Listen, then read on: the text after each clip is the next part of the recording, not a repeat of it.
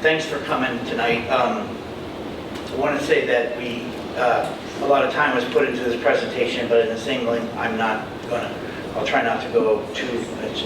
I'm not here to take too much of your time, but the purpose of this presentation tonight is to review the due diligence process staff used to determine the feasibility of purchasing property adjacent to City Hall for the purpose of constructing a parking facility.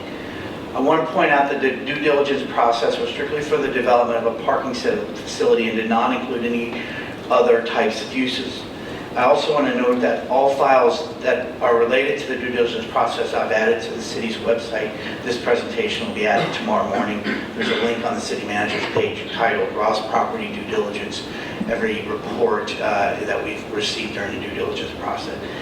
Before we go, I also want to know, and I believe there is a legitimate question among the public on why are we having a public hearing, and I think that's a very fair question. The due diligence process began on May 29th and has lasted 76 days. During the time, I feel it has become very clear to me that the purchase of this property and development of a parking facility along with improving the access into downtown will greatly help the city deal with both parking and traffic issues. So while I say from the onset I am recommending that we move forward with the project, it is important that the public know what went into the process of me making this recommendation. Also, there are many items in terms of height, capacity, access, exterior finishes, amenities that still must be determined. I also want everyone to know that we really wanted to get this right. I will tell you that I don't go about spending this kind of taxpayers' money lightly, but at the same time, I think it is important to capitalize when an opportunity like this comes about. The due diligence process included answering questions such as, are there any environmental issues that could deter or delay construction? We need to know that. Tanks, historical issues. Is the land even suitable from a soil/geotechnical standpoint to handle construction? Could and how would a parking facility lay out on this particular property? What type of new ingress and egress could be created from State Route 48? And what are the rough cost estimates of a parking facility? And I need to note a couple things. I had to make certain assumptions to do this. These are my assumptions which can be made. To develop a cost estimate, we obviously had to talk about things like number of floors and so on and so forth. These were to give us a guide of what could be done, and those all can be changed. I will say it was not the intent of the due diligence to determine what the appearance design of the building was to be. Also, an operational expense analysis and a revenue analysis derived from paid parking was not completed. It would have been somewhat fictitious. We could have told you we're going to make this much money. How would I know? I mean, it's just too difficult. Then I'm going ahead and telling you that we've already determined every bit of it. I tried to continually draw that line where I was doing my job of creating the due diligence, but not going overboard where there is absolutely no public input whatsoever or no public consideration. That was the line I tried to follow. So based on that, I would just like to proceed a little bit with sort of what I feel got us here today. I don't think it's any newsflash that the city continues to expand new events, fresh looks. I think the notoriety is coming and it's here, and I think the city's at a lot of people's at the top of a lot of people's minds. And I do want to, and obviously the bike trail is a major factor. I think that always needs to be included. But I do want to say it's hard not to look back at the May of 2017 fires and think about how that recovery has gone beyond what anyone could have imagined. And when I was working on this, I reached out to the owners of the 3 buildings impacted by the fires and asked them a simple question, because the amount of people coming into town is growing for a lot of reasons, but it's also growing that amongst those 3 restaurants, we basically created another restaurant in terms of capacity. They all confirmed without a doubt that they have expanded their capacity significantly amongst each one. So that's more people, that's more space, that's good for them, but when you have rooftops that you didn't have and you have floors that weren't utilized before and now they are, that's numbers and that's people, and that's good. But that comes with a lot of other issues. I don't want to say issues, it's not issues, it's challenges. And Chief Ray told me to quit using issues and use challenges. Everyone had a chance to sit through this. So Another thing that I think that's pretty neat in the downtown is that we've really developed a sort of harmonious mix. It's been created by the residential units that you have, and the nice mix of entertainment items along with the type of shopping. Back to the residential, you know that we've added 100 new residential units in the downtown within a very tight area. Take 1.5 people living in those homes, or that's 150 people that are now living in this downtown district. And that is a neat component, but as all of these are successful, obviously success rears more items, or would be certainly anticipated to come in the future. More items means more need. So the question I say is, I think it's our challenge, it's City Council's challenge, it's staff's challenge, that if we know that this is coming and we know we have items that need to be addressed, it's beholden on us to try to address these challenges, and that is, to me, parking and traffic. Obviously, popularity comes with challenges. That's what it looks like when you stand on the roof of City Hall, by the way, at 12 o'clock on a Tuesday.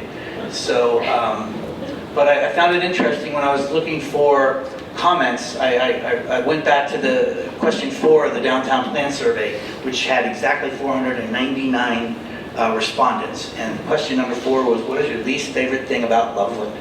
And what I counted, and I went for each and every one of them, was 117 of the 499, that's 23% of the respondents, cited lack of parking as their least favorite thing.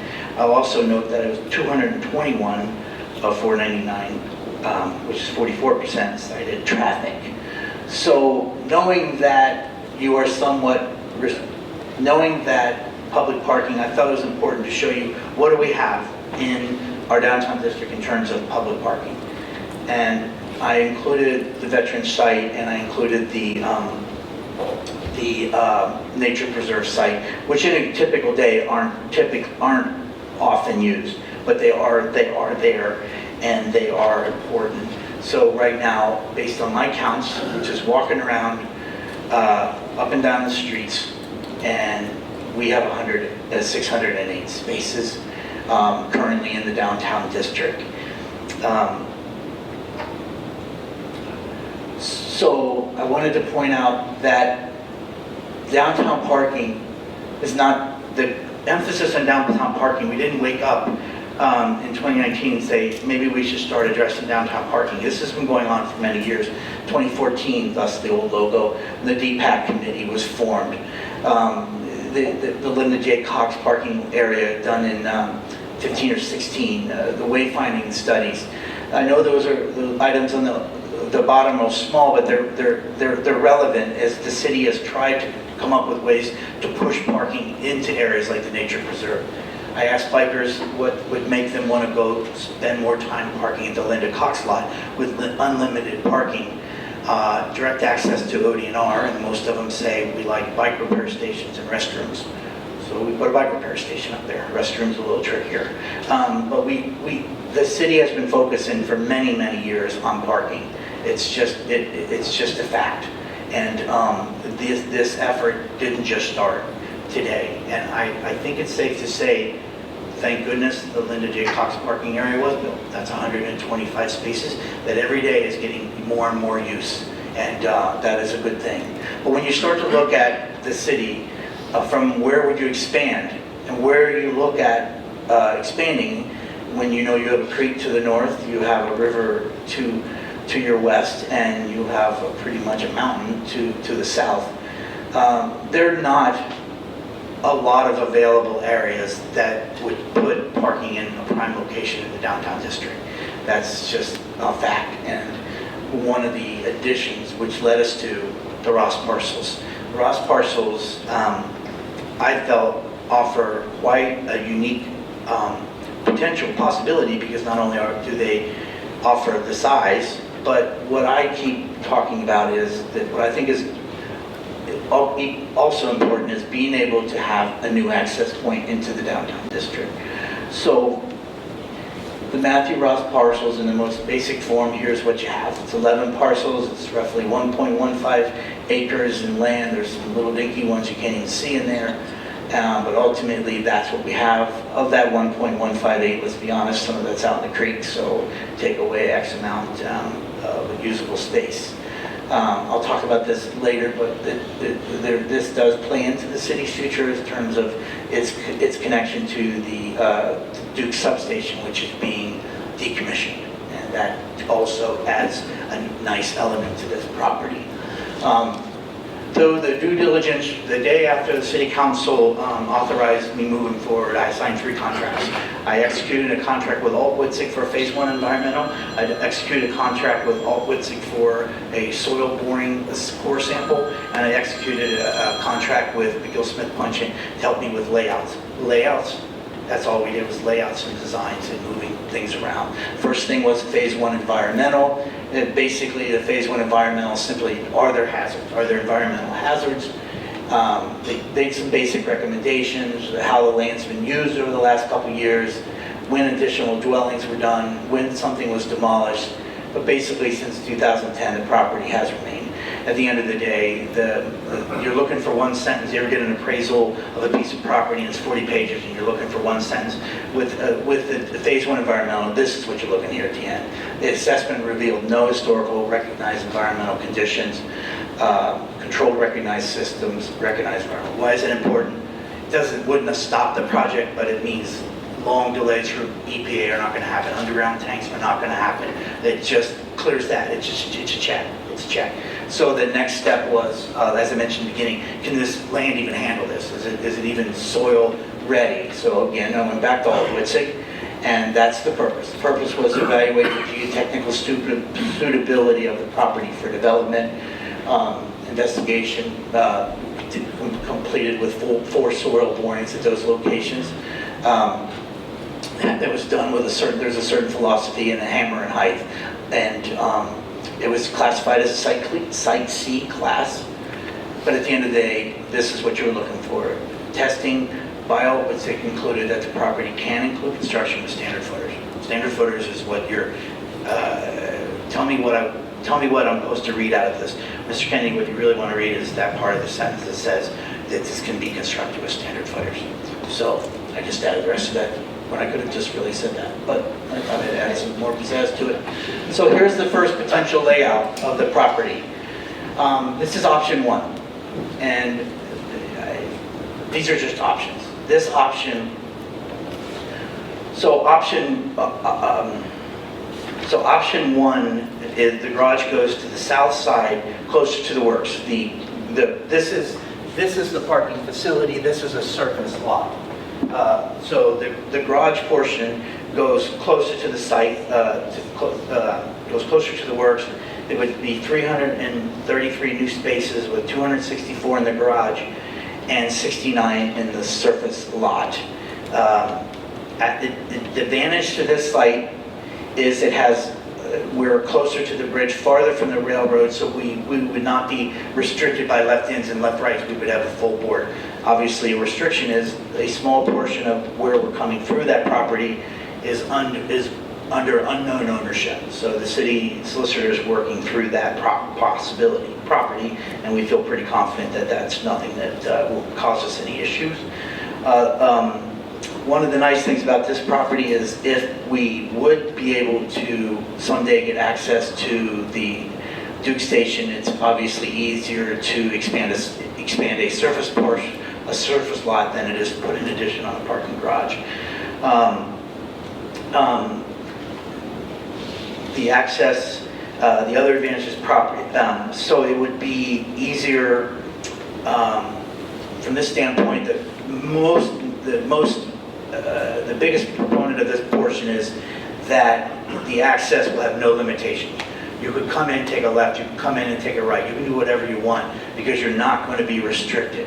I will state that the Ohio Department of Transportation made it very clear to the city that there are no permits, and how the turning goes is based upon the city's best in engineering. There's no requirements when a state route enters into a municipality. We're not a township. If it was a township, it'd be different. The other advantage that I think is really important to this particular property is that I like how the parking facility is farther away as you get more of a concentration of the residential units. So that is one particular option, and that we looked at. The second option flips it. So the parking placed on the north side, access runs along the south side of the garage from first to the State Route 48, about the same number of spaces. Instead of 333, it's 338. We feel that we may have limitations with some left-ins coming up onto the property if that's not adjusted, and other limitations. It would be difficult to expand onto the new property if it ever becomes available. And but if you look at the downtown plan, it does sort of line up with the downtown plan's recommendation that someday Harrison would have a straight through. So there are some positives to this one. I do want to note that both options would include 8 handicap spaces with at least 2 of those spaces being van accessible. And also, I think this is important to note, both options represent a 50% increase over the city's existing downtown public parking spaces. It's just slightly over 50%. So here's the layout on a standard. As you can see, because of the ramping system and where you can park, you'll see the numbers go up as you go from the first floor to the second floor to the third floor. I just came up with third floor. I had something, or we would have just sat here wondering what the costs are. So I had to come up with some basic assumptions, and I've already been told. So there's the magic thing that a lot of people are looking at. The pricing was for the 3 floors. The total estimate for the cost for the project is between $6 and $6.8 million. These numbers are very rough, as I mentioned, because there's been no discussion of exterior design. Obviously, and also these numbers do not include property acquisition. Roughly, at a bond amount of 6.5 to 6.7 million, and using the rates of the city's most recent bond, which was the water tower and the safety center improvements, of around 2.5%, the annual payment for 20 years, which is in compliance with the city's debt requirements, would be approximately $330,000 a year from the general fund. In terms of general fund revenue, I think it's important to touch on just a couple highlights. Based on the total income tax revenue from 2015 to what is budgeted for 2019, the city has seen an increase of over $500,000, which we would anticipate to grow. For that same period of time, the general fund real estate tax revenues have increased by nearly 100. The city started in 2019 with a general fund balance of $3.7 million. The current annual general fund debt service is approximately $73,000 and stays at that until it will drop to approximately $50,000 in 2032. This current debt service of $73,000 represents approximately 1% of the city's total annual general revenue funding. But what isn't factored into this, obviously, is what potential revenues could come from the parking facility, the parking rates, and so on and so forth. And additionally, the city has and could secure state funding to decrease the downside costs. The Linda J. Cox parking area received a state capital grant. It's called state capital budget. We used to call it pork money, and then they realized that didn't sound good, but it's basically the same thing. And that's how a big significant portion of the Linda Cox parking lot was built. So it is something that is feasible, and it is something that we've already reached. I just wanted to give you a rough idea from an aerial on what we're looking at, sort of where the access points would be. Thought this was a good picture. I didn't draw this one. That's why it's a good picture. But this shows you the entire area and where we would come in. And see those lines right there? And there's the crossing. There's some debate that we still could do a left in and a left out and a right in and a right out on this one. This one obviously would have absolutely no restrictions to the city.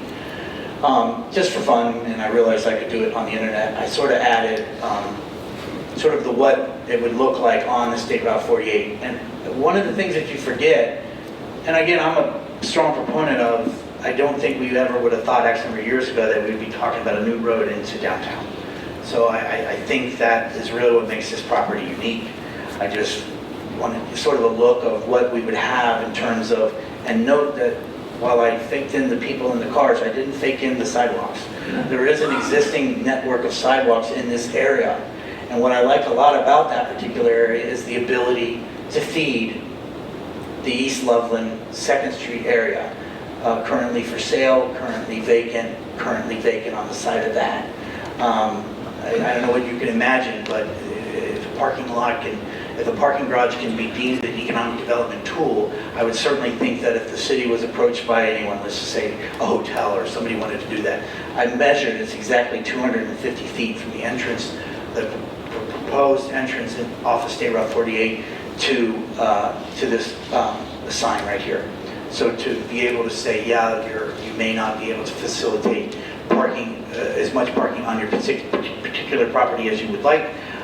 There's 330 parking spaces 250 feet away. And that is a tool. And that is what we do in here on an average day. And that's part of what we do. So I do think that's important. I don't have any idea of operations. I just at the end thought I would try to give you an idea of, it's basic. We're talking lighting, we're talking an elevator, we're talking, if we move forward, obviously going and talking to someone like Amano in the city's Commerce Park, this is what they do for a living, state of the art, the ability to use the best technology in terms of items, cards, stickers on windows to allow residents to pay and do those kind of things. One of the things that is becoming more and more common, and Councilmember Blair pointed out to me, is solar arrays are becoming very popular. Solar arrays could actually cover all electrical costs associated with this property and this particular development. So these are just sort of pictures. These mean nothing except what I would consider the basic components of what would go into a parking garage. And I think it's really important that we have not said, is the parking facility something the city farms out, or is the parking facility something the city does in-house? Chief Huber's going to help arrange a meeting with me with some people from Cincinnati that do this for a living. By no means am I an expert, so I'm not even going to go there. I don't know what the answer to that is. It's whatever is the best for the city financially. So finally, that was sort of the timeline of what we've done throughout the process through the due diligence, and I think we took it seriously. I hope we did, and all of these files are available on the city's website. And thanks again for coming tonight.